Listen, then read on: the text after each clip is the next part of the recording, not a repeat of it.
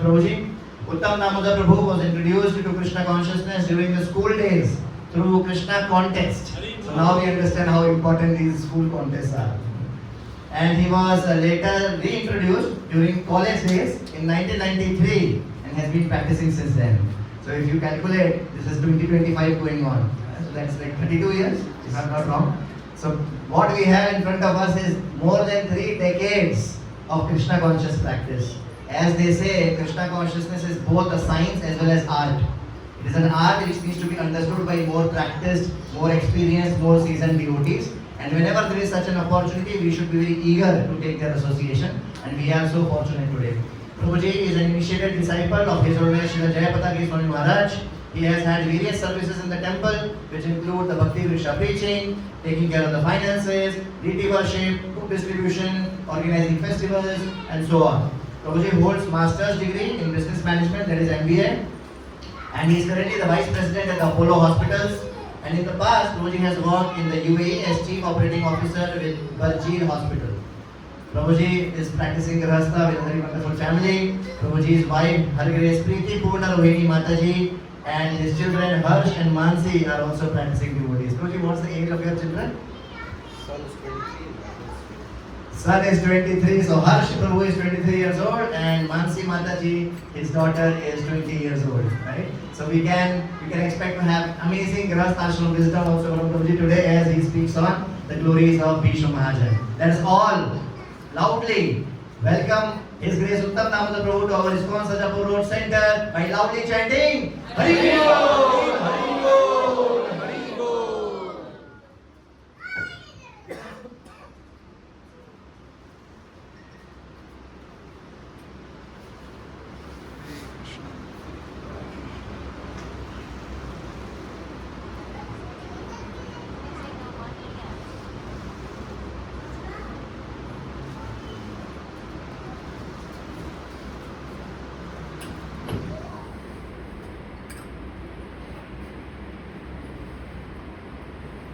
Hi Krishna, very happy to be around here.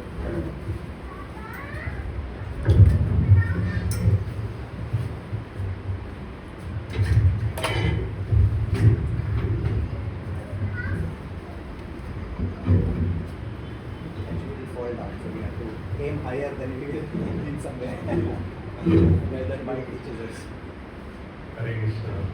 Perfect. Hi Krishna, very happy to be amongst all the wonderful devotees here.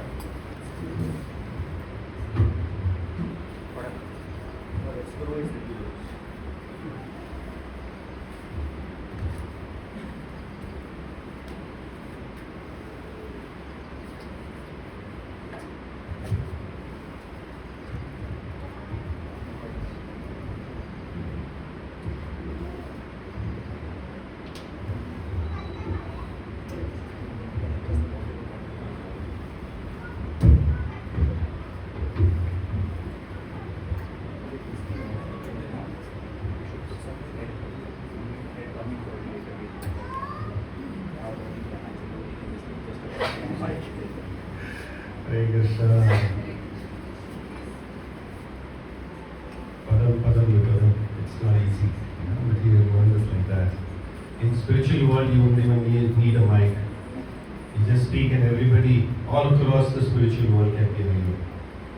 Nevertheless, we're using this in the service of the Lord, so it's always good to take some challenges, some difficulties while serving the Lordships and the devotees. Thank you very much for inviting me here and getting me here. I'm honored to be here, blessed to be here amongst all the devotees. Before I start anything, I will seek blessings of all the Vaishnavas present here. Please bless me so that I can speak whatever is given in our Shastras, whatever I have learned from my predecessors, my Guru Maharaj, all the senior Vaishnavas in the Parampara, and of course, whatever Sri Prabhupada has written. So let's begin our day today. Jaya Radha Madhava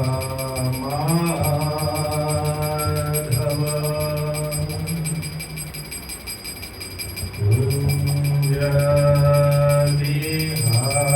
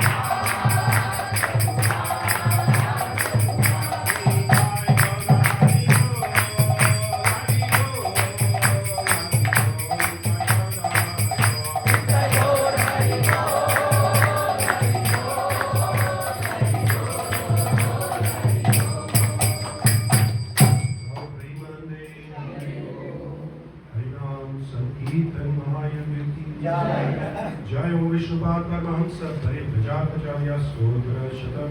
His Divine Grace Abhay Charanaranda Bhaktivedanta Swami Srila Prabhupada ki Jai. Jai Om Vishnupad Paramahamsa Paribhajapacharya Stotra Shatam. His Divine Grace Bhakti Siddhanta Saraswati Goswami Maharaj Srila Prabhupada ki Jai. Ananta Koti Vaishnava Vrinda ki Jai. Namacharya Shrahitas Thakur ki Jai. Jai Shri Rup Shri Sanatan Bhatta Raghunath Shri Jiva Gopal Bhatta Das Raghunath Shri Goswami Prabhupada ki Jai. Prem se kaho Shri Krishna Chaitanya Prabhu Nityananda Shri Advaita Radha Shivasri Gaura Bhakta Vrinda ki Jai. Jai Shri Shri Radha Krishna Chandra Gopinath Shyam Kunda Radha Kunda Giri Govardhan ki Jai. Mathura Vrindavan Dham ki Jai. Mayapur Navdeep Dham ki Jai. Shri Kshetra Shri Jagannath Puri Dham ki Jai. Dwarika Dham ki Jai. Gandamai ki Jai. Jamnamai ki Jai. Kaveri Mai ki Jai. Bhakti Devi ki Jai. Tulasi Maharani ki Jai. Samaveta Gaura Bhakta Vrinda ki Jai. Hare Krishna Mahamantra ki Jai. Transcendental Book Distribution ki Jai. Grantraj Srimad Bhagavatam ki Jai. Thai Gaur Premanande. All glories to the assembled devotees. Hare Krishna. All glories to the assembled devotees. Hare Krishna. All glories to the assembled devotees. Hare Krishna. All glories and glories and glories and glories to Shri Guru and Gauranga Shri Prabhupada ki Jai.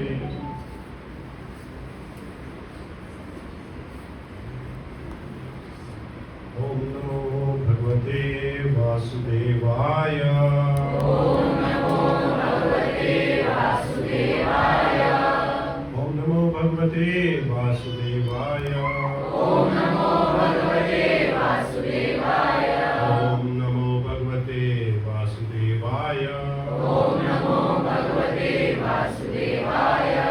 Narayanam Namaskrityam. Narayanam Namaskrityam. Naranchayva Narottamam. Naranchayva Narottamam. Devim Saraswatim Vyasam. Devim Saraswatim Vyasam. Namo Jayamudiraje. Namo Jayamudiraje.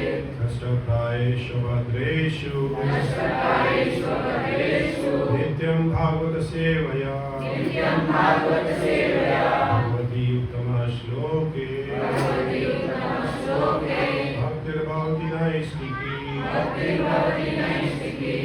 Uttam Vacharam Bhagavati Priyatrathamaham Vande Shri Vrindavanam Madhavam Shri Chaitanya Ishwaram Hari Om Tatsat. Hare Krishna. So we continue our conversation here from the first canto of Srimad Bhagavatam, and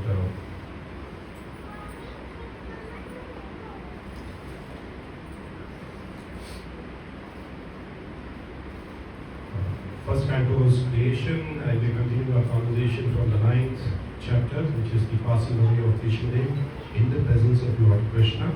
Today we are reading from the 26th to 28th verse.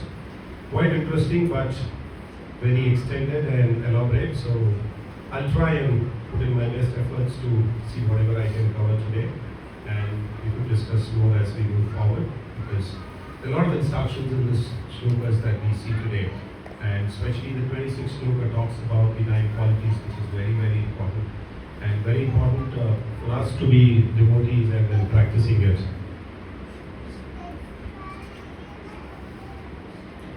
Purusha Swabhava Vihitan.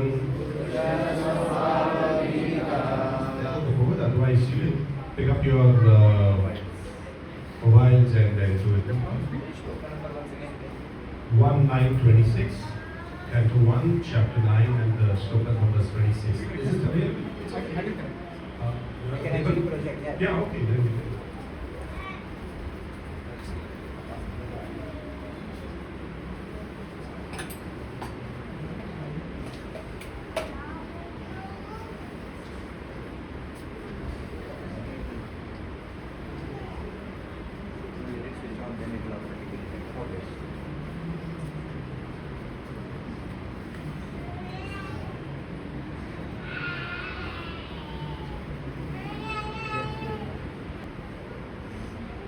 Purusha Swabhava Vihitan.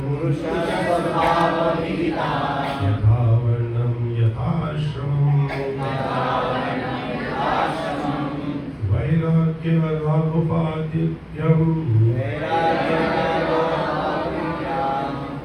Amnado Bhaya Lakshanam Purusha Swabhava Vihitam Yatha Varnam Yatha Ashramam Vairagya Raghupadidhyam Manata Bhaya Lakshanam Purusha Swabhava Vihitam Yatha Varnam Yatha Ashramam Vairagya Raghupadidhyam Bhayam Amanado Bhaya Lakshanam. Devotees would like to chant together. Purusha Swabhava Vihitan Yatha Varnam Vairagya Raghupadidhyam Amanado Bhaya Lakshanam.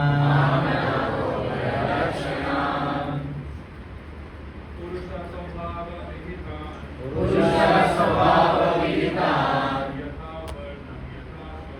Yatha Varnam Yatha Ashramam Vairagya Raghupadidhyam Amanado Bhaya Lakshanam. Some of these would like to try. Purusha Swabhava Vihitan Purusha Swabhava Vihitan Yatha Varnam Yatha Ashramam Vairagya Raghupadidhyam Amanado Bhaya Lakshanam.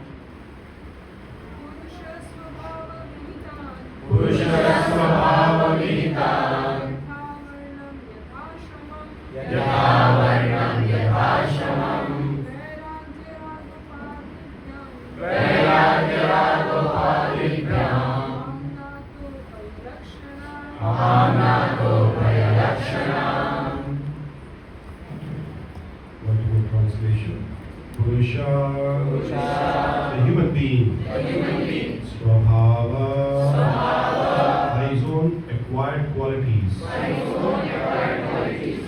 Vihitan, prescribed. Yatha, according to.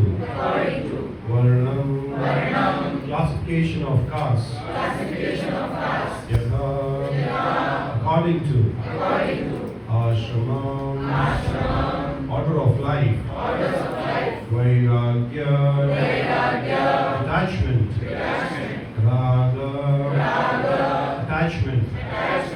Upadhibhyam, out of such designations.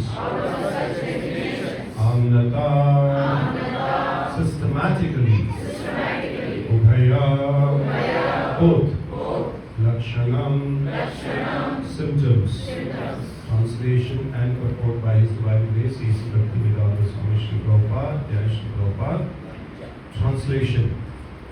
At Maharaj Yudhishthira's inquiry, Bhishmadeva first defined all the classifications of castes and orders of life in terms of individuals' qualification. Then he systematically, in twofold divisions, described the counteractions by detachment and interaction by attachment. Please repeat the translation. At Maharaj Yudhishthira's inquiry, Bhishmadeva first defined all the classifications of castes and orders of life in terms of the individual qualifications. Then he systematically, in twofold divisions, described counteractions by detachment and interaction by attachment. Purport. The conception of 4 castes and 4 orders of life, as planned by the Lord Himself in 4.13 Bhagavad Gita, is to accelerate transcendental qualities of individual persons so that he may gradually realize his spiritual identity and thus act according to get free from the material bondage or conditional life. In almost all the Puranas, the subject matter is described in the same spirit, and so also in Mahabharata. It is more elaborately described by Bhishmadev in Shanti Parva beginning from the 16th chapter. The Varnashrama Dharma is prescribed for the civilized human being just to train him to successfully terminate human life. Self-realization is distinguished from the life of lower animals engaged in eating, sleeping, fearing and mating. Bhishmadev advised all the human beings 9 qualifications. First one, not to become angry. Second, not to lie. Third, to equally distribute wealth. Fourth, to forgive. Fifth, to beget children only by one's legitimate wife. Sixth, to be pure in mind and hygiene in body. Seventh, not to be inimical towards anyone. Eighth, to be simple. Ninth, to support servants or subordinates. One cannot be called a civilized person without acquiring the above-mentioned human qualities. Besides this, the Brahmanas, the intelligent men, the administrative men, the mercantile community, and the labor class must acquire special qualities in terms of occupational duties mentioned in all the Vedic scriptures. For the intelligent men, controlling the senses is the most essential qualification. It is the basis for morality. Sex indulgence, even with legitimate wife, must also be controlled, and thereby family control will automatically follow.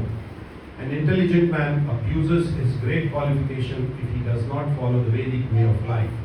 This means he must seriously make a study of the Vedic scriptures, especially of the Srimad Bhagavatam and Bhagavad Gita. For learning Vedic knowledge, one must approach a person who is sent person engaged in the devotional service. He must not do things which are forbidden in the Shastras. A person cannot be a teacher if he drinks or smokes. In the modern system of education, the teacher's academic qualification is taken into consideration without evaluation of his moral life. Therefore, the results of education is misuse of high intelligence in so many ways. The Kshatriyas, the members of the administrative class, is specially advised to give charity and not to accept charity in any circumstances. Modern administrators raise subscriptions for so many political functions, but never give charity to the citizen in any state function. It is just the reverse in the injunctions of the Shastras. The administrative class must be well versed in the Shastras, but must not take to the profession of teachers. The administrators should never pretend to become non-violent and thereby go to hell. When Arjuna wanted to become a non-violent coward on the battlefield of Kurukshetra, he was severely chastised by Lord Krishna. The Lord degraded Arjuna at that time to the status of uncivilized man for his acceptance of cult of non-violence. The administrative class must be personally trained in military education. Cowards should not be elevated to the presidential throne by dint of numerical votes only. The monarchs were all chivalrous persons, and therefore monarchy should be maintained, provided the monarch is regularly trained in the occupational duties of a king. In fighting, the king or the president should never return home without being hurt by the enemy. The so-called kings of today never visit the warfield. He is very much expert in artificially encouraging the fighting strength in the hope of false national prestige. As soon as the administrative class is turned into a gang of mercantile and laborer men, the whole machinery of government becomes polluted. The Vaishyas, the members of the mercantile communities, are specially advised to protect the cows. Cow protection means increasing the milk production, namely curd and butter. Agriculture and distribution of the foodstuffs are the primary duties of the mercantile communities, backed by education and Vedic knowledge and trained to give in charity. As the Kshatriyas were given charge of the protection of the citizen, Vaishyas were given charge of protection of animals. Animals are never meant to be killed. Killing of animals is a symptom of barbaric society.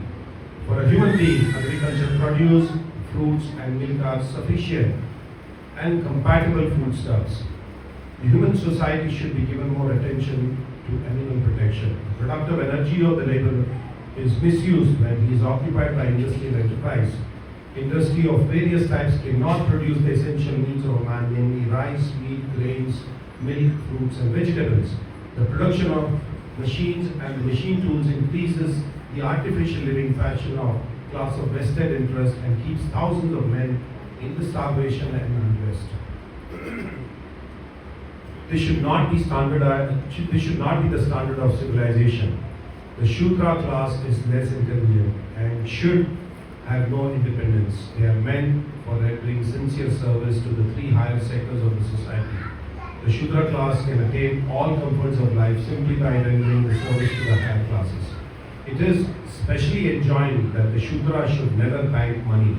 As soon as the Shudras accumulate wealth, it will be misused for sinful activities in wine, women and gambling. Wine, women and gambling indicate that the population is degraded to less than Shudra quality. The higher caste should always look after the maintenance of Shudras and they should provide them with old and used garments. A Shudra should not leave his master when the master is old and invalid, and the master should keep the servant satisfied in all respects. The Shudras must first of all be satisfied by sumptuous food and clothing before any sacrifices performed. In this age, so many functions are held by spending millions, but the poor laborer is not sumptuously fed or given charity, clothing, etc. The laborers are thus dissatisfied and so they make education. The Varnas are, so to speak, classifications of different occupations in Ashrama Dharma is gradually progress on the path of self-realization. Both are interrelated and one is dependent on the other. The main purpose of Ashrama Dharma is to awaken knowledge and detachment. Brahmacharya ashram is the training ground for the prospective candidates. In this ashrama, it is instructed that this material world is not actually the home of the living being. The conditioned soul should, under material bondage, are prisoners of matter, and therefore self-realization is the ultimate aim of life. The whole system of ashrama dharma is meant to detachment.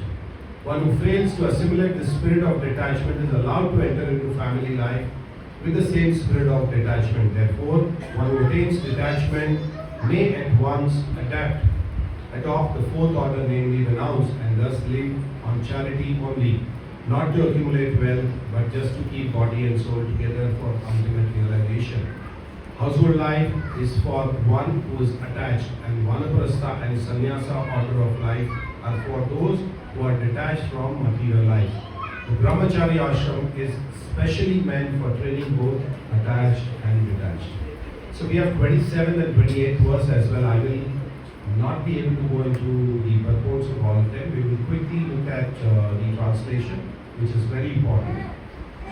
The translation to the 27th verses. He then explained by divisions of acts of charity, the pragmatic activities of a king and activities of salvation. Then he described the duties of women and devotees both briefly and extensively. Let's look at the translation of 28th verse. Then he described the occupational duties of different orders and stages of life, citing instances from the history, for he was himself well acquainted with the truth. Thus ends the Bhaktivedanta purport, and to canto 1 of Srimad Bhagavatam, chapter 9, and the text number that we were reading today is 26, 27, and 28.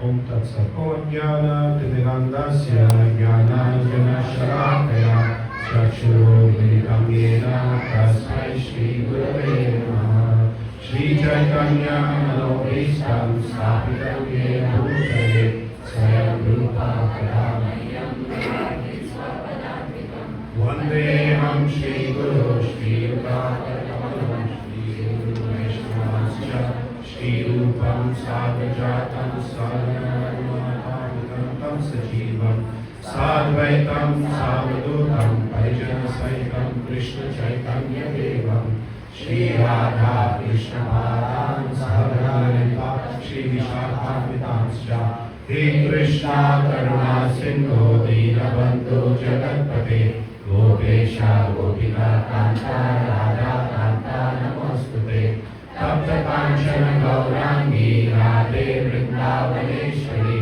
वृषभानुसुते देवी प्रणमामि हरिप्रिये वाञ्छाकल्पतरुभ्यश्च कृपा सिन्धुभ्येव च पतितानां पावनेभ्यो वैष्णवेभ्यो नमो नमः।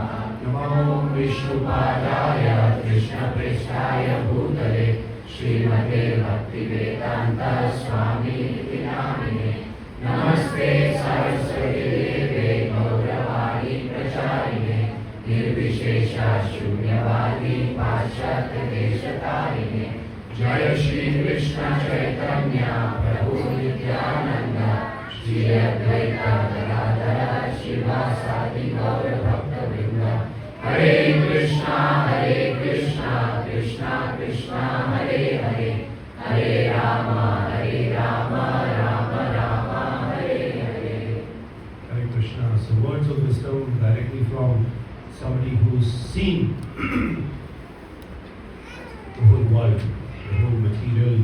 Though he was not a part of the material world, but then he described the whole material world so nicely, Bhishmadev.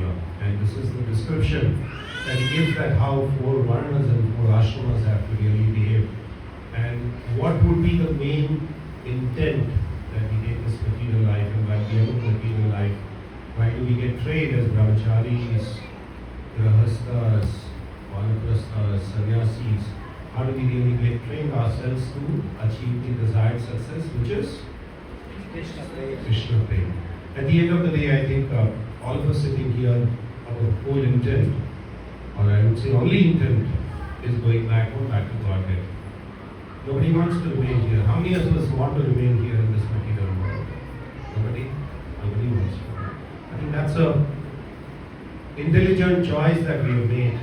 And there are so many people around Sarjapur, but not everybody is here today. Only some of us are here today. But that's the intelligent choice that we made today, saying that what we need to do and what is our desired success. We know the desired success, and then we decide how to find the path. And when we try to reach out the path, we try to reach out a bona fide spiritual master. And the bona fide spiritual master guides us in the right direction. And when he guides us in the right direction, and let me correct here by saying that it is he guides us in the right direction. He guides us only in one direction. That's the right direction. Yeah, so bona fide spiritual master never guides you in the wrong direction. There are many other so-called gurus, the so-called teachers. They're not even fit to be called gurus. They guide you in all the other directions, saying that because they want some money and you have some money, you come to their sharan. You give them some money and they glorify you, and you feel puffed up, saying that, oh, Swamiji is, the so-called Swamiji is glorifying me. So bona fide spiritual master will never guide you in the wrong direction. So that's the most important part of it.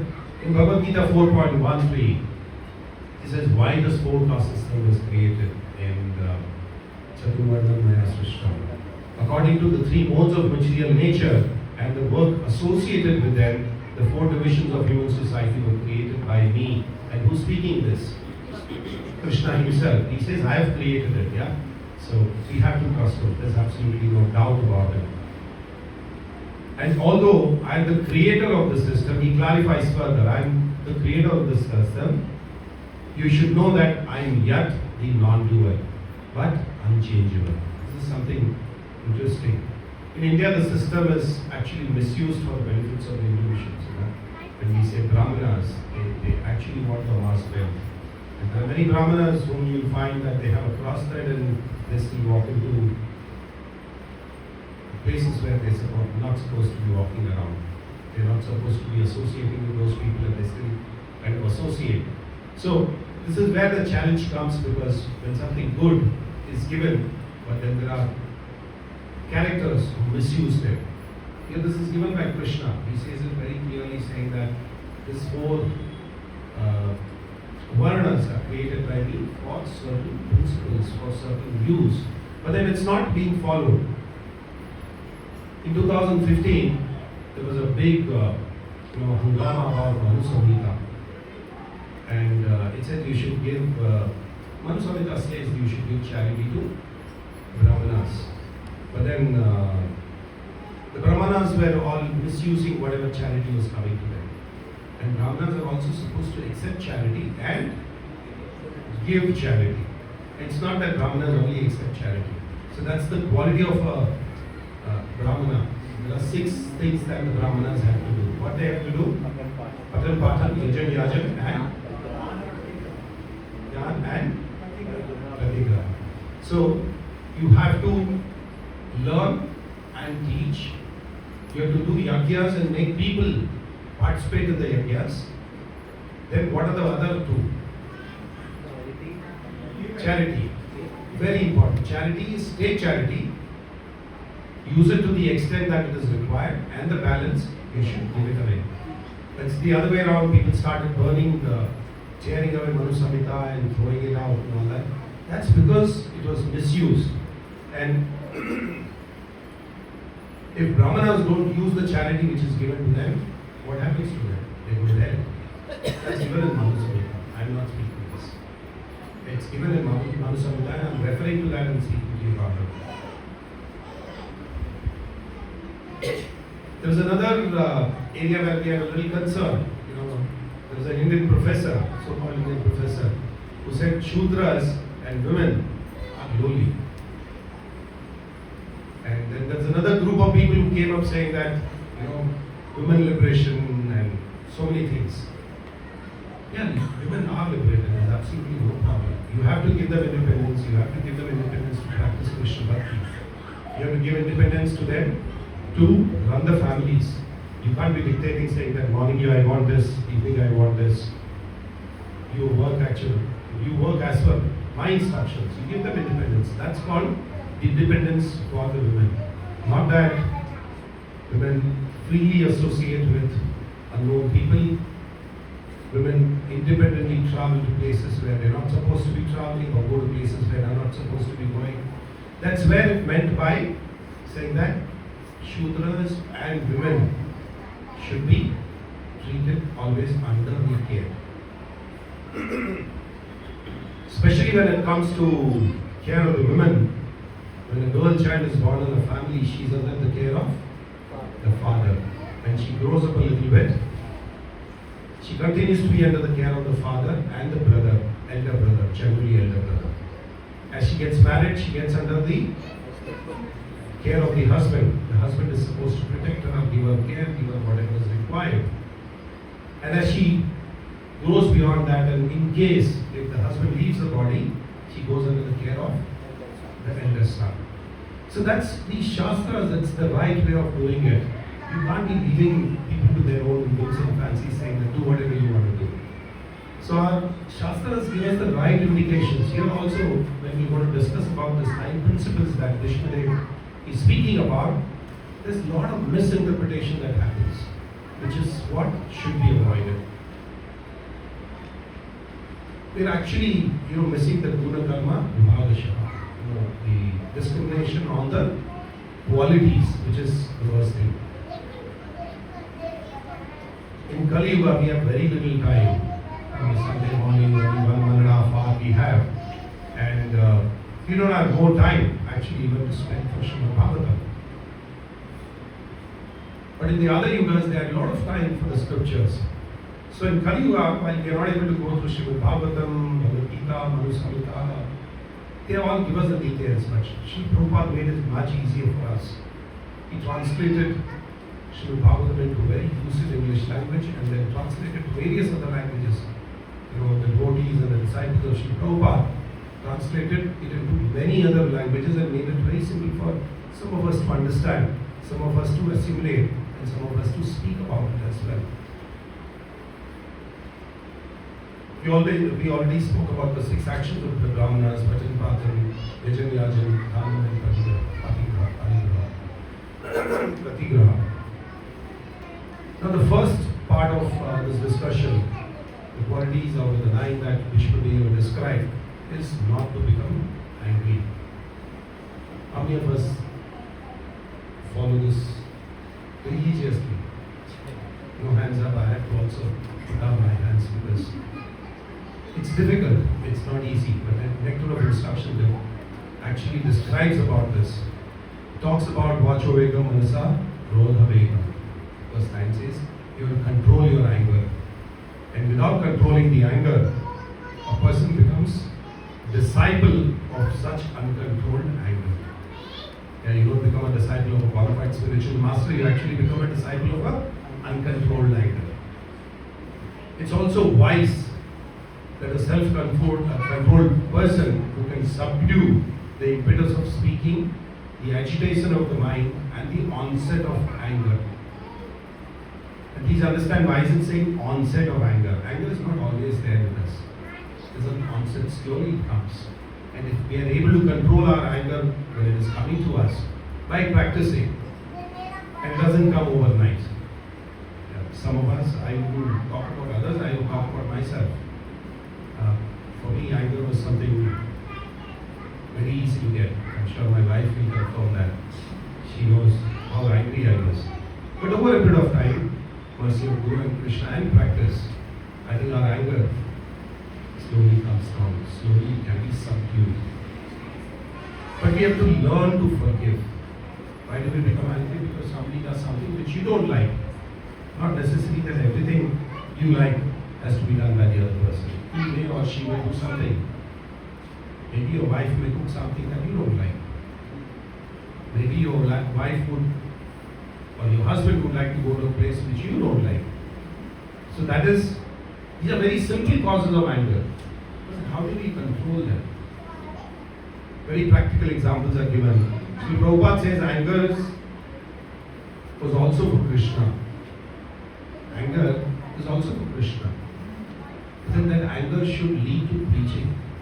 It should lead to, if somebody blasphemes the Shastras, blasphemes Krishna, blasphemes the spiritual master, blasphemes the devotees, then there can be an anger. There's absolutely no problem. But otherwise, in normal terms, anger should be controlled. There's another area where we talk about when anger comes. The first thing that one needs to really practice is forgive. My wife cooked something which I didn't like, so there's an anger. Forgive her. My husband took me for a vacation to a place where I didn't want to go. That's where anger is. First is forgive. That's the easiest way that you can subdue your anger. At the same time, forgive doesn't mean forget. Yeah, His Holiness Uttam Damodar Maharaj gave this very nice example. He was talking about this, saying that forgive does not mean forget. And he gave an example of a person who comes into the temple, picks up money from the hundi, from the cash box which is kept. You catch him, you show your anger, but let him go. At the same time, you're a fool if you allow that person to be around the cash box the next time. So forgive doesn't mean forget. Keep that at the back of your mind. Why did I get anger? How can I subdue it? Which is very, very important. The second quality is not to lie. And there's a lot of debate that happens within our circles. Not to lie. I'm a Vaishya. How can I not lie? You go to any shop, he says, माता जी ये तो सबसे सस्ता माल है, इसमें तो मैंने एक पैसा नहीं रखा है, आपको बिना मुनाफे के दे रहा हूँ. I am giving you without any profits. I am giving you cost to cost. Or sometimes even goes beyond to say, ये तो मैं लॉस करके दे रहा हूँ, 50 रुपए का है, आपको 40 में दे रहा हूँ. So lie, therefore Vaishya is justified. He is a businessman. But lie on the other sense is not good. Let's take an example from our Shastras itself. Yudhishthira Maharaj would never lie. Who declared Ashwatthama as dead? Yudhishthira Maharaj. Did actually Ashwatthama die? So this is where the dividing line comes. Ashwatthama, the person Ashwatthama was still alive, and Yudhishthira Maharaj declared that Ashwatthama is dead. Who was this Ashwatthama? The elephant. Yeah. So lie in such cases is something which is allowed. But a blatant lie is not something that devotees practice. No. So there's a very fine line which actually defines where you can use a lie or untruth and where you cannot use untruth. Whereas the Brahmanas are not allowed to be untruthful. They have to speak the truth. There's another very nice story. And this is it is also related to the story, but this is a fact. In Russia, the devotees were not allowed to practice Krishna consciousness. And the soldiers would come, the police would come and then take the soldiers, take the devotees for punishment.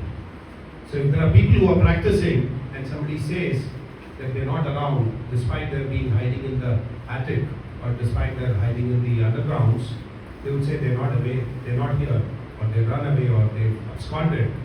That's not a lie. So it is allowed.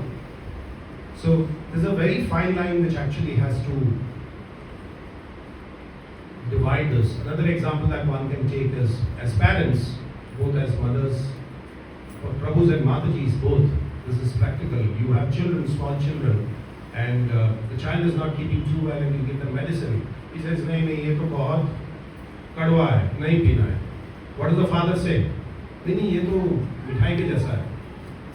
And he gives an example of saying, this is the chocolate that you like and this is like the chocolate taste. Is the father lying there? He is lying, but not in the true sense of the lie. So it's very important that when we use a lie, in what context it is used and in what sense it is used. So there are different ways that different ashramas are allowed to use this lie for their practical purposes. The third point is to equally distribute wealth. How is it possible to equally distribute wealth? His Holiness Bhakti Vidyapurna Swami Maharaj is talking about that. Bhakti Vidyapurna Swami Maharaj is a very senior disciple of Sri Prabhupada, based at Sri Mayapur. He runs a Gurukul there and teaches a lot of children. And he is very well read in the Shastras. Very, very qualified senior sannyasi. And he said there was a father who had 2 children. And when it comes to equality, the father was dying, and at the end of his life, he had to distribute his wealth. How does he distribute? In today's world, he would say, if there are 2 children, if there are 2 sons, then it should be distributed equally amongst them. But then Maharaj says that our Shastras very clearly identify that if one son, he is not following the dharma, he uses the money for something which is not as per the Shastric evidence, or he spends the money on unlawful things.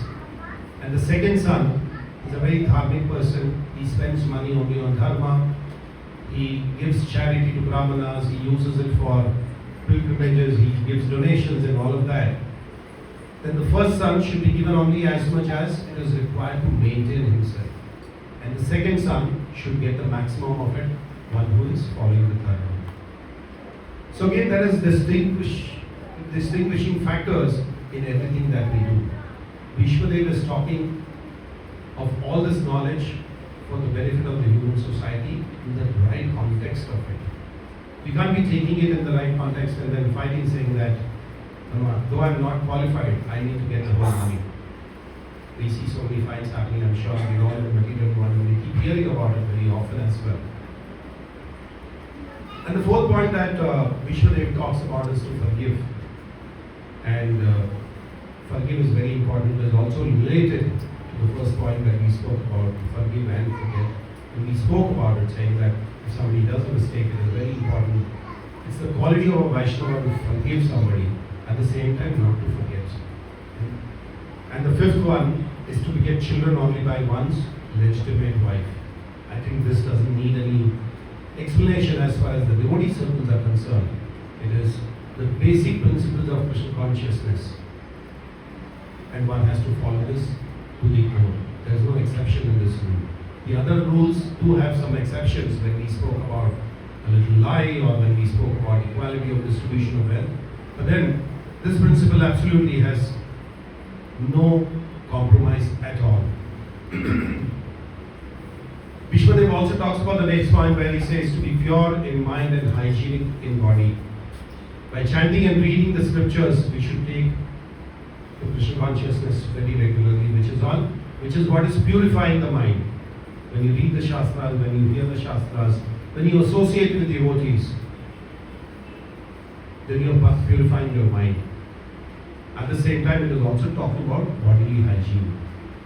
And our Shastra says the brahmachari should take bath once, grihastha should take bath twice, and the sannyasi should take bath 3 times a day to ensure that our body is clean. And Sri Prabhupada also gave this example saying that once a devotee takes up to Krishna consciousness, whether he is in whatever ashram, barring the sannyas ashram, should actually take bath twice. Because bodily purity goes with mental purity as well. Unless you keep your body pure or hygienic, your mental purity will be difficult to achieve, how much ever hard you try. Yeah? So, and why does it say? Sri Prabhupada was very practical in his approach. Everything that he gave us, the whole movement that he gave us is all talking about practical application in our own life. Why does he talk about having bath twice? When he talk about taking bath twice, you actually, once you take bath, you put on fresh clothes.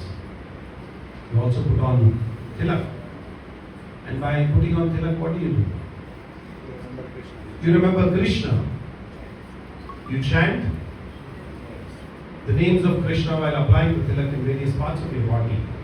At the same time, we are all trained, saying that as soon as you take bath, you have to go and have the darshan of the deities. You have to go and offer your respects to the senior Vaishnavas if one is staying in the temple. So it is very practically that Srila Prabhupada has given everything here, saying that you should have bath twice so that you remember Krishna more number of times. He knew that we are all going to be outside the temple, and Srila Prabhupada always predicted this, that there will be more devotees outside than the devotees inside the temple. So we are all here today. We are all devotees, and we are all devotees, practicing devotees outside, living outside the temple, not living inside the temple. It's much easier to live inside the temple for the basic reason of remembering Krishna and talking about Krishna, hearing about Krishna, reading about Krishna, serving Krishna, because when we work outside, when we are in our own families, we tend to serve other things than Krishna. We tend to go for work, which is required to maintain our body, our family, and we tend to forget Krishna during that interim time. So that's why Srila Prabhupada was very practical, and he said, do it twice a day so that you remember more number of times. The 7th point was not to be inimical towards anyone. Now the biggest problem with human beings, or biggest problem with us, is we were inimical with Krishna while we were in Vrindavan. That's the reason that we came down. We were serving him there, and one fine day you get up and you think, oh, why is everybody serving Krishna and not me? Why is everybody serving Radharani and not me? Why is everybody serving the Vaishnavas and not me? That's where we became inimical towards Krishna. And then Krishna said, yes, you desire to be worshipped, you desire to be, kept at a higher pedestal, go down, Tathastu. He gives you birth in the material world. And he gives you that satisfaction. Though falsely, we all feel I am the head of the family, so I am boss. I am the lady of the house, so I am the boss. I am the manager, so I am the boss. Yeah. And that's very short-lived. Just flickers and goes. So Krishna didn't want us to be inimical to anybody, and Bhishmadev makes it very clear. And when we suffer, we realize that, oh, what a mistake I did. And the spiritual master helps you go back to Godhead. Spiritual master guides you how to be inimical to anybody. How to love everybody, especially respect everybody, respect the Vaishnavas, respect everybody around us. We many times say that, we should not be hurting anybody. Forget about hurting anybody. You're not even supposed to kill a mosquito. Yeah, but then there are areas where you're allowed on certain things.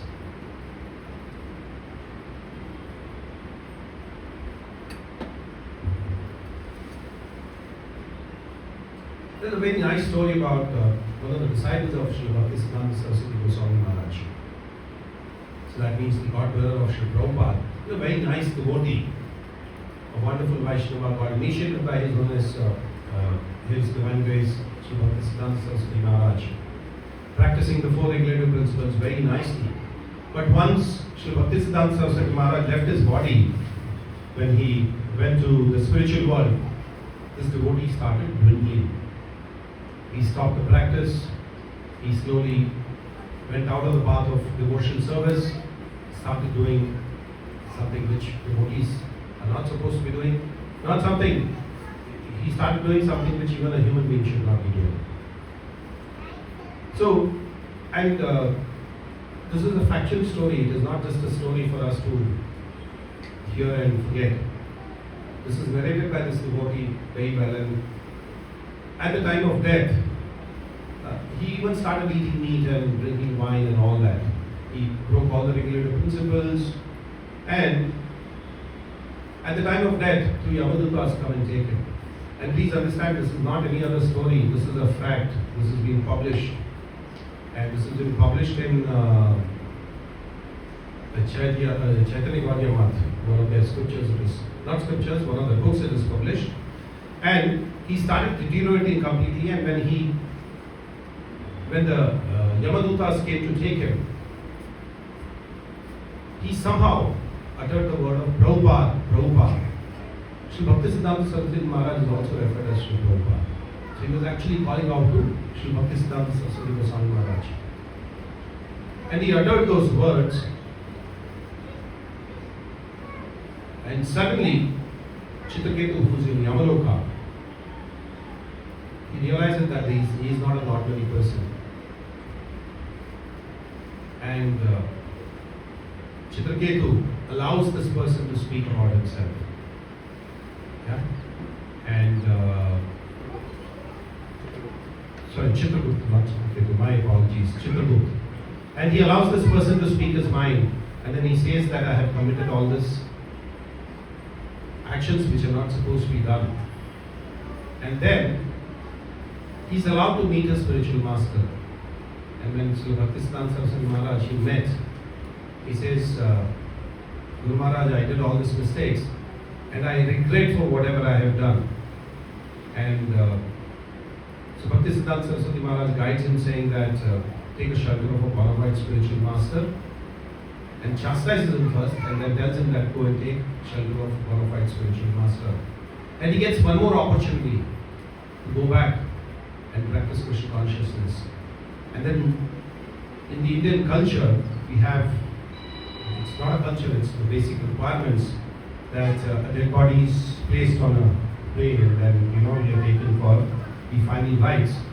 So this person actually gets up from there, goes back to his family, and everybody is surprised. They think, Bhuda here. And it is not Bhuda. He actually gets back his life, goes back to his family, and meets everybody. Again, there they feel that there's something really wrong. But when he goes back to the Gaudiya Math and narrates this, His Holiness Bhakti Daitya Madhava Swami Maharaj takes him under his shelter and then reinitiates him, and then he practices Krishna consciousness. So there's an opportunity for everybody to go back, even if you do some small mistakes. There's another story all of us know, which is the other story. A Brahmana, Ajamil. Very nice. Here all the devotees are really very well read, which is nice, which is very important. Srila Prabhupada always wanted that his devotees read regularly while they practice Krishna consciousness. So Ajamil also a similar story where he gets another opportunity to practice Krishna consciousness. Though unknowingly he chants the name of his son, Narayan, and he goes back home after completing his lifetime. So in Bhagavad Gita 9.1,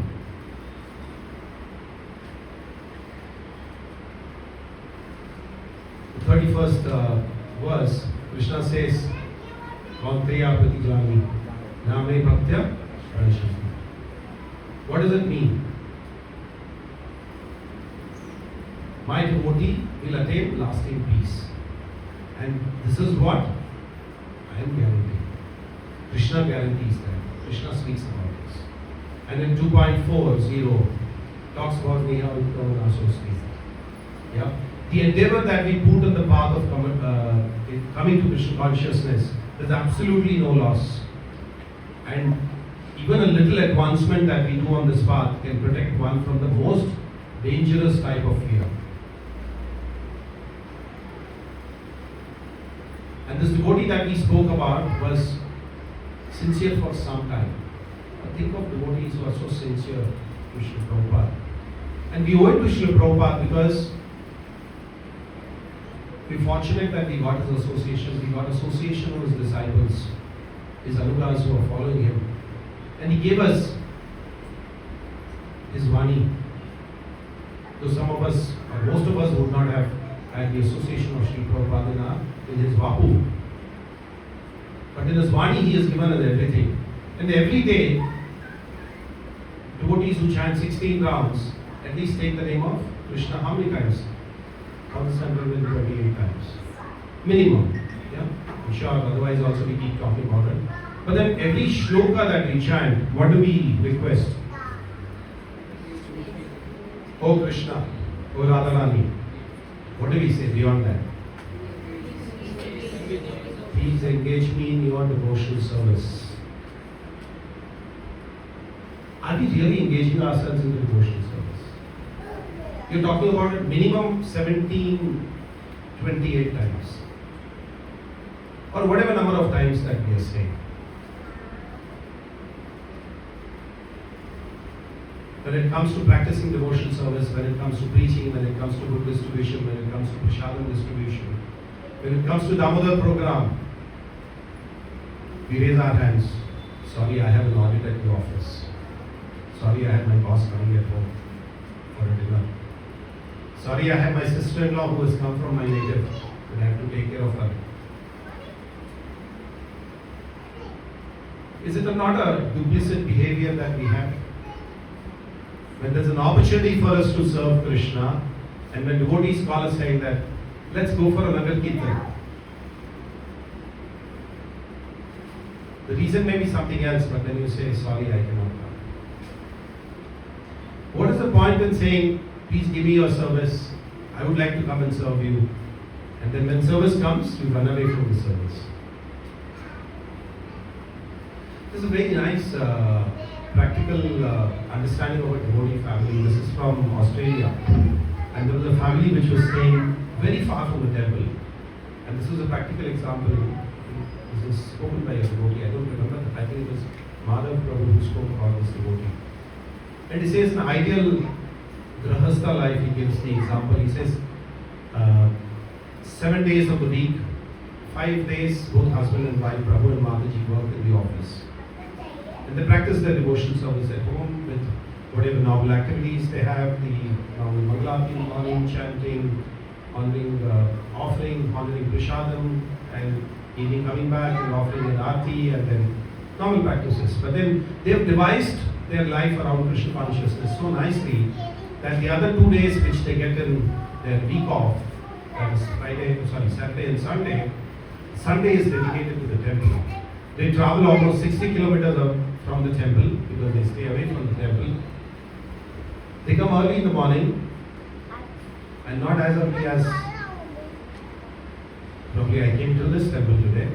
So they come early in the morning, as early as Mangalati. They are there in the temple before the altar opens. Attend the Mangalati, chant their rounds, attend the Bhagavatam class, honor prasadam, and then you have some time left over during the day. Yeah, in the afternoon the time is free, or late mornings the time is free. So they'll catch up with some services, do some preaching, run some programs within the center, within the temple. The Mataji catches up with some DT seva of jewelry, flower making, garland making, talking to the other Matajis, the younger Matajis. Then as the day progresses, again start the evening program. attend the whole evening program, and go back in the night. So it's the whole day of Krishna consciousness. And mind us that it is not only the Mataji and the Prabhu, they have two small children. And some of us who have small children, or some of you who have small children, you know how difficult it is to keep the children engaged in the Krishna consciousness, or keep them engaged all the day. So the children attend the program in the morning, they chant, and they have their Sunday class. They also have a place in the temple where they can catch up with their homework, and then stay with their parents all through the day. It is very important as parents that we spend quality time with our children. It is very important that we start this practice for our children right at the beginning. As Prahlad Maharaj says, Kamaram, that little age that you have, it's very important to get them into Krishna consciousness. The 8th point that Bhishmadev talks is about being simple, no duplicit behavior, which I actually covered it before speaking on the point, saying that we should take up our services, be very simple, be very humble, be very straightforward. There's no loss in being straightforward.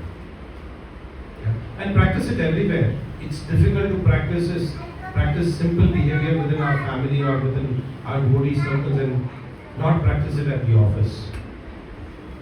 Because if you have a duplicit behavior in the office, I'm sure it comes home. It comes to your devotee circles as well. It comes in the temple as well.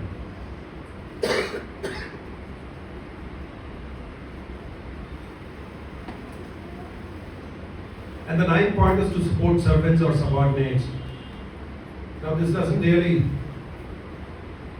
tell that all the servants we have at home or subordinates that we have at the office. It also translates into younger devotees or newer devotees or newcomers into the temple. Cultivate them. At the outset, if somebody reads this 9 points of Bhishmadeva's instruction, he can take it differently. But for devotees, it is very important that we understand the crux of what Bhishmadeva is trying to tell us. When this material, we are all Shudras. Don't think that any one of us here sitting here are Brahmanas or Kshatriyas. We are all Shudras. And it's important that we take up to Krishna consciousness, and we have taken up to Krishna consciousness and we have come up to some level. Because of the mercy of Srila Prabhupada and all the Acharyas, we have to also train the younger devotees, we have to train the newcomers into the temple and take them forward from there. Well, in the purport, Srila Prabhupada also talks about the 4 classes of men, Kshatriyas. They have to lead from the front, but then where do we find such Kshatriyas? They're actually sitting at the back door and telling people, encouraging them, saying that go and fight. The recent fight that is between Ukraine and Russia, do you see the president is hurt anyway? No. He's sitting in his AC office and just going on giving instructions. And just saying it is for your nation, it is for your nation. Doesn't give us anything. So Kshatriyas are those who actually lead from front. If you go back, even in Mahabharata, we saw the Pandavas were leading from the front. They were not sitting in their palaces and saying, please, others, soldiers go and attack in the battlefield. No. They were showing it by their own valor and doing it, but no, not anymore.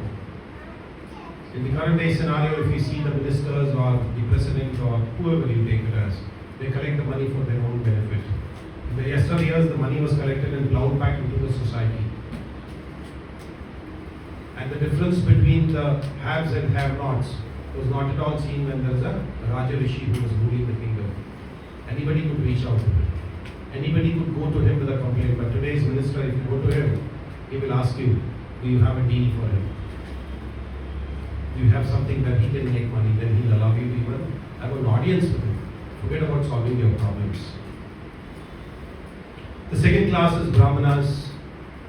We write in the initial discussion, we said Brahmanas have to be pure, but then we don't find Brahmanas doing the 6 duties that they have been given with. So Srila Prabhupada started bringing up this class, and he's made Brahmanas out of Malechas. That's the power of Krishna consciousness.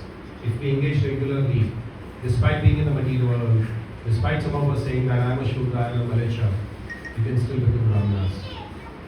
The third class is the Vaishyas. The most important part of the Vaishyas is Goraksha. And Srila Prabhupada was very categorical about it. One of his disciples spoke about cattle rearing. He says, no, it's not cattle rearing. He says, it's cow protection, very clear. It's not, yeah. Then they have to also look at business, they are mercantile class, they also distribute grains, food stuff, and whatever is the wealth that they have, they should use in charity and do yajnas and support the Brahmanical class. And the fourth class that we discuss is all about Shudras. We are all, as I rightly said, Sri Prabhupada has also spoken about this. We are all Shudras, but we are trying to be Brahmanas. We are trying to elevate ourselves. Maybe in the current day society, we are even lower than the Shudras. Talk about wine, women, meat. That's the worst thing that you can look at. And as Kadan Swami Maharaj made this statement saying that they're not even 7th grade or 7th class or in the category. They are 7th or 8th somewhere at the end. Not even Shudras. Shudras is the 4th class. So there are 3-4 classes additionally that he has defined. So we can't even get on to that.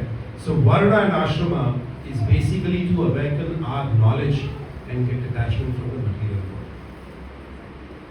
The more we impart knowledge, we will get detached. We will get detached from the worldly affairs, we will get attached to the spiritual realm, the holy name of the Lord. The most important part is we have to impart this, which is what Srila Prabhupada said, Param Drishtva Nivartate. Though the embodied soul may be restricted from sense enjoyment, the taste of sense objects remains. But by ceasing such engagements, by experiencing a higher taste, he is fixed in consciousness. So we get fixed in consciousness when we get higher taste. If we compare with the material, an example, if somebody is given to be sitting in a Mercedes Benz, I'm sure he will not want to sit next time on a two-wheeler. So when you get the taste of Mercedes Benz, you would want to do it, but then you have to earn the Mercedes Benz. It doesn't come that way, right? So Srila Prabhupada is trying to give us, the Acharyas are trying to give us the taste of Mercedes Benz. The higher satisfaction. But for this, you have to work hard. You have to actually work towards it. And the path is very simple. Though we may say hard, it is a very simple path. Chant Hare Krishna and be happy, what more do you want? There's nothing to really think about anything else. I think we are running on time now, so I will end my session here. But would like to quickly go through the 9 instructions that Bhishmadev gave. The first one is not to become angry. Second one is not to lie. Third one is to equally distribute wealth. Fourth one is to forgive. Fifth one is to get children only from one's legitimate wife. Sixth one is to be pure in mind and hygienic in body. Seventh one is not to be inimical towards anyone. Eighth one is to be simple, no duplicit behavior. Ninth one is to support the servants and subordinates. That's the sum and substance of this particular shloka. I can tell you, when I was looking up at this shloka, I thought we can have a whole day session on this 3 shlokas which today we were to discuss. We can have a whole day session and still keep you all awake. That interesting it can be.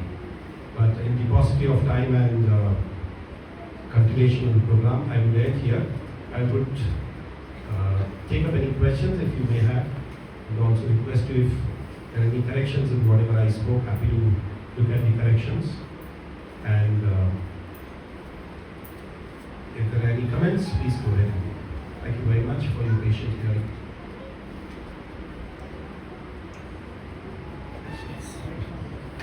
Yes, Prabhu, please go ahead. Thank you. About not being angry and not lying. No, it will not get recorded otherwise. About not being angry and not lying.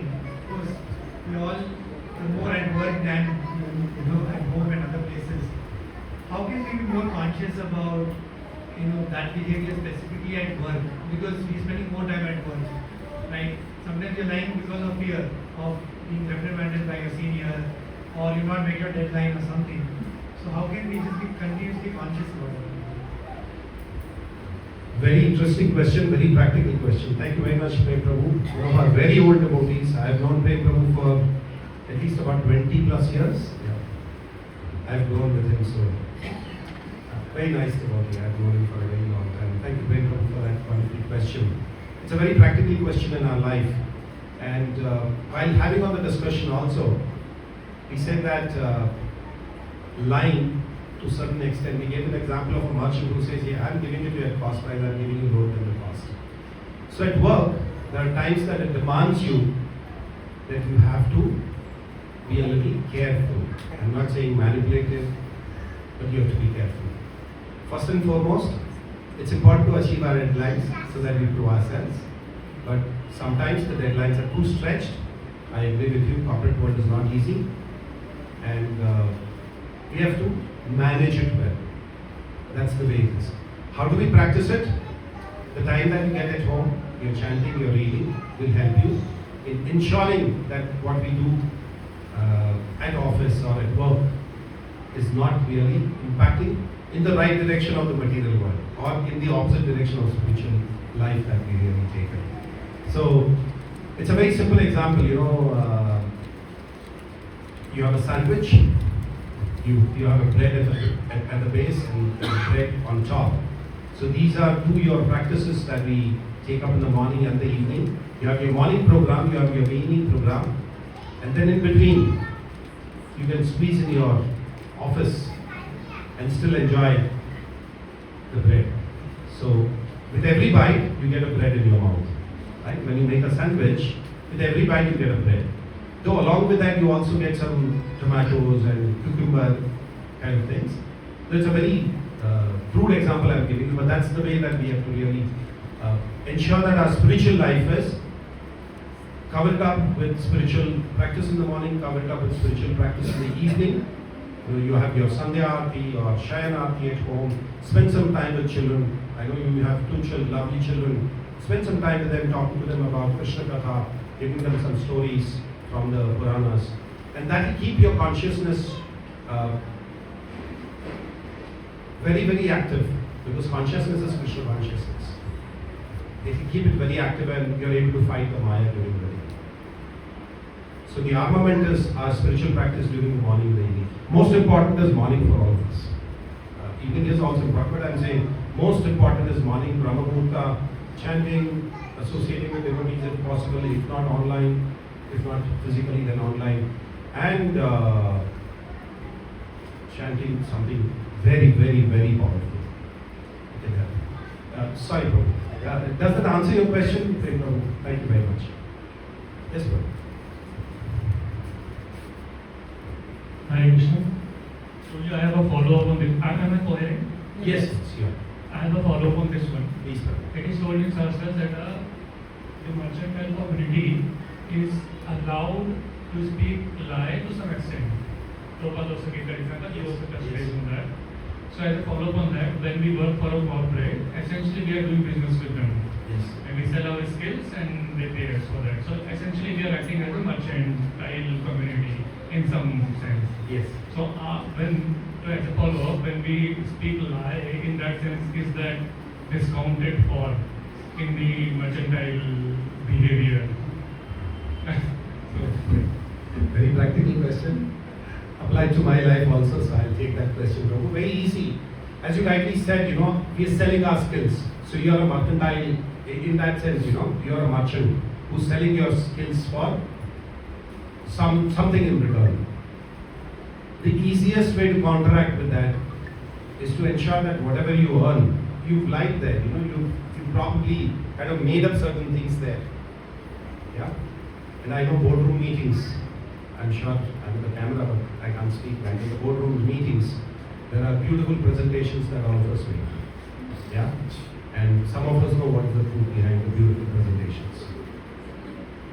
So to follow up with that, you get a lot of Lakshmi, or whatever Lakshmi. Whatever Lakshmi we get. Help the temple. Purify. That purifies whatever earnings that you've done. So our Shastras also say 50%, but I'm not saying this. You can contribute whatever you can. Not to you, and this is an open forum, so we speak about it. So some contribution should go to the temple to purify. Even mercantile class, they're expected to do charity. They're supposed to be the Yagyas, help the Brahmanas. That's the way that they purify the lie that they have kind of used in their business transactions. That's how they purify it. I hope that answers your question. Hare Krishna, Prabhuji. Thank you so much for the lecture.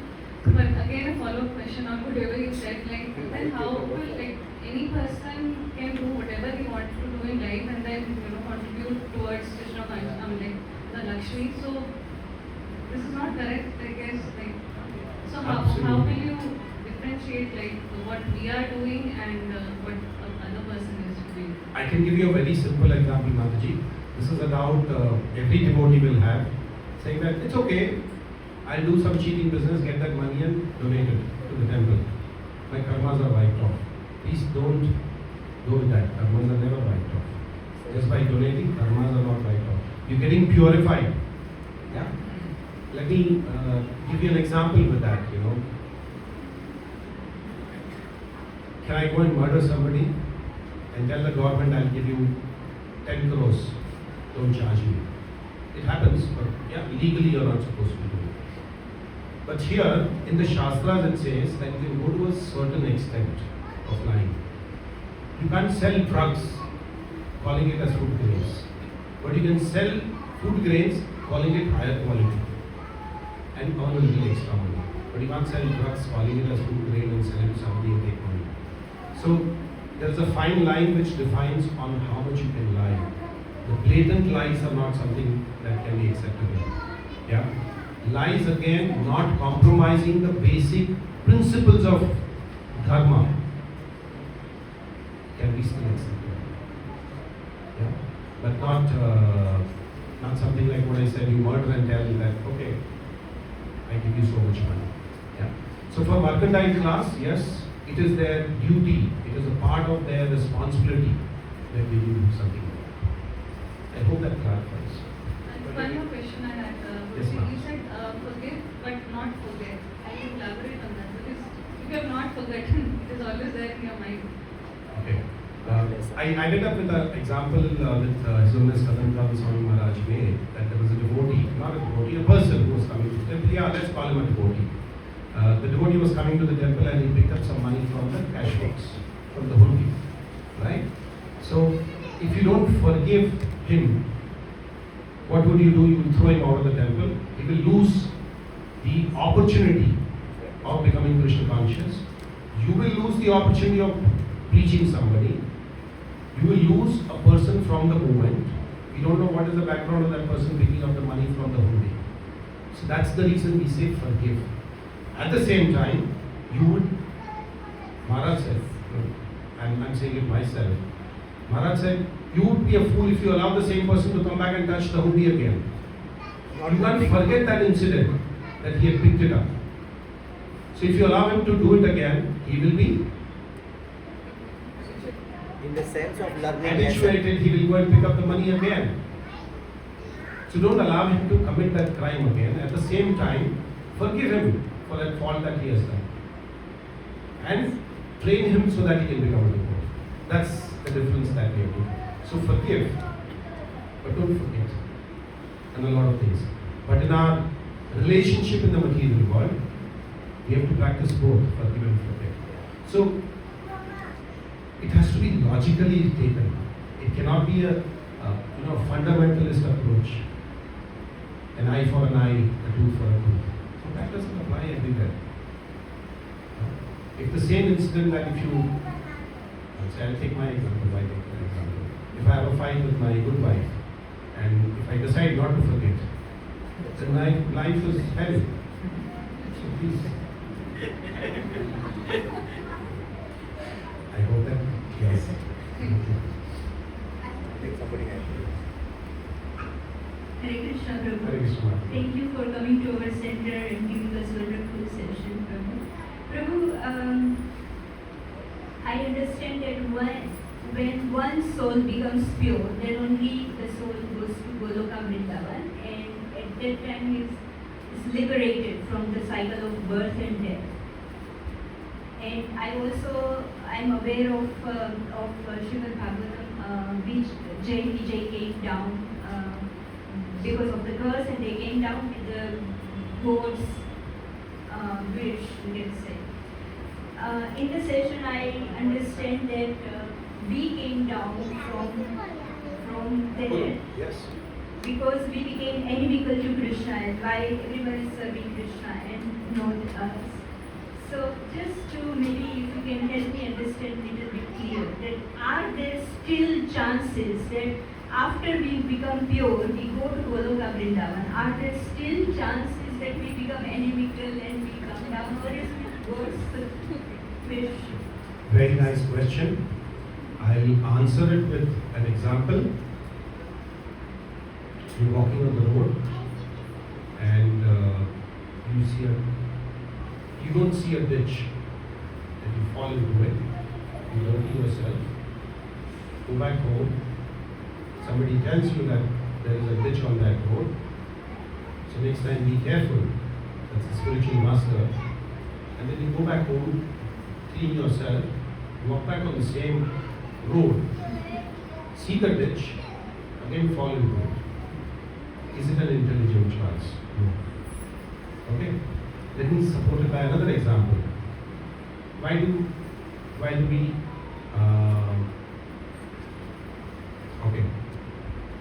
we punish our children?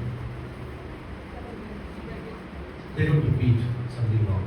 My son slapped another friend of his. I call him and give him 2 slaps, so that next time he doesn't do that mistake. While I'm doing that, I also tell him that it's not nice,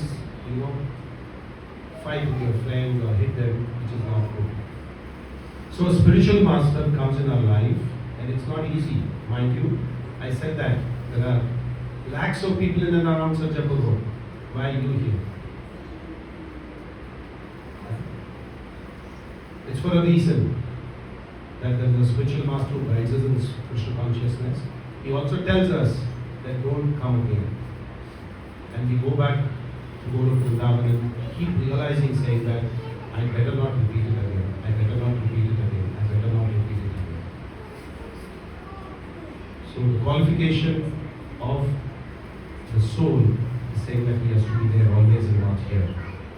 So with our example, we will not repeat, because we've suffered in the material world. Is anybody happy in this material world? No? Nobody happy. Yeah? Flickering happiness. We all see flickering happiness, and when we have happiness here, we feel it's a good place, great place to be around. I bought a new car, so I'm very happy. Wonderful. I bought a new bungalow. I'm very happy for a few days, and then my desire goes up. So we see Vyadi is always there in the material world. And that it has hit us hard. And with the blessings of Guru and Krishna, we learn that we come to a wrong place and should not have done this mistake, and we never ever do it. An extension of your question is, can I go back home, go back to Vrindavan, Goloka Vrindavan, and still be forgetful of my previous lifetime? And then again fall back. Is that correct? I may again come back here, this is what you said, right? Yeah, so I may become inimical to Krishna again. Yes, are there any chances that we again unearth us in Goloka Vrindavan, and that's why we become inimical? Because I understood that when we go there, we are pure souls, and then there are no chances of coming back because we are liberated from birth and death cycle. Wonderful. So, if you come to ISKCON Sarjapur Road, what do you get? Nice association of devotees, nice prasadam. beautiful environment, talk about Krishna, hear about Krishna, chant about Krishna, sing about Krishna, do service to Krishna. When you go back to Golok Vrindavan, it is manifold. It's not one-fold, two-fold, three-fold.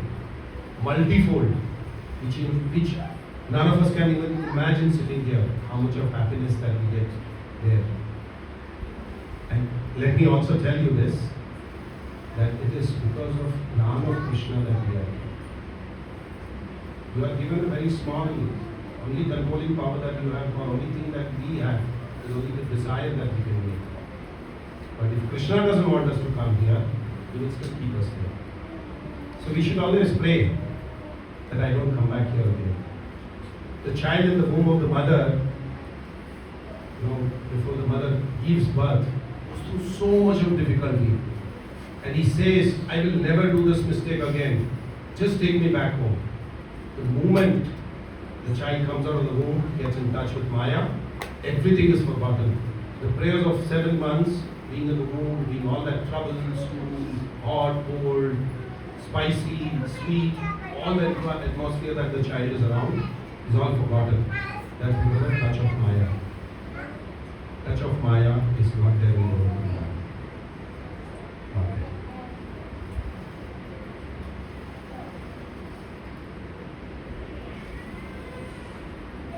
Just to top it up, why think of coming back from Guru? Let's think of going back to Guru. Let's meditate on that. That we hear what he said.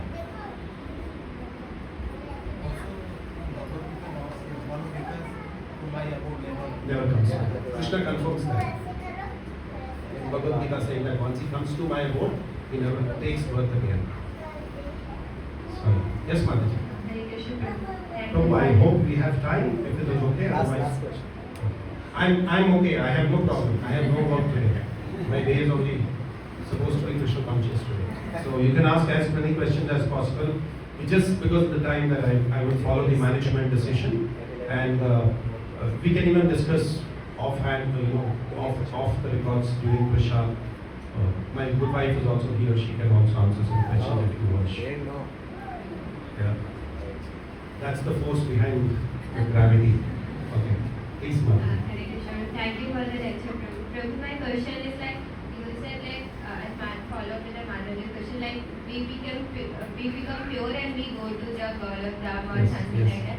But when there is chance of there to get enemical or envy of Krishna, then as we said that we should not be angry, we should not be envious. Then in that consciousness we become envy. That like today to like here and there will become envy and angry. So how to deal with those things? Okay. As I said, Maya is not there to Vrindavan. It's all because of Krishna's plan that he sends us. And if he has sent all of us down, he sent us with a purpose.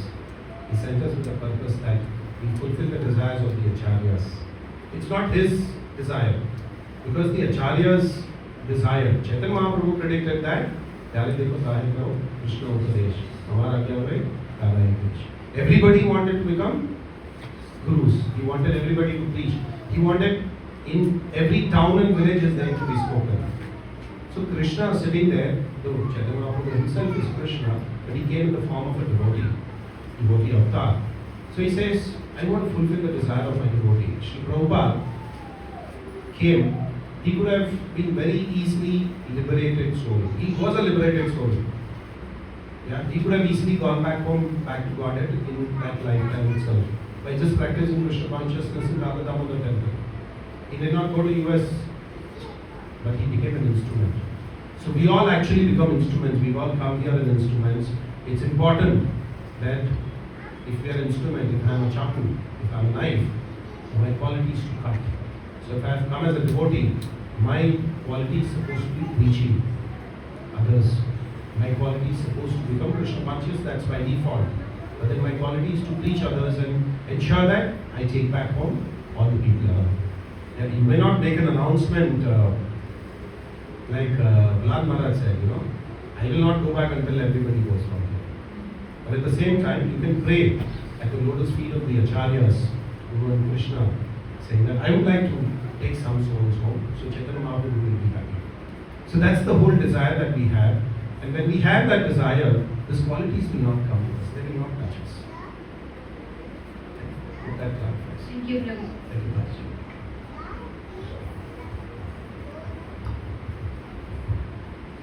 I'm very, very sorry. I did not know that Prabhuji's good wife, her guest Priti Purna Rohini Mataji is also here. So let us all also welcome her by loudly chanting once Hare Krishna Mahamantra. Hare Krishna, Krishna Krishna, Hare Hare, Hare Rama, Rama Rama.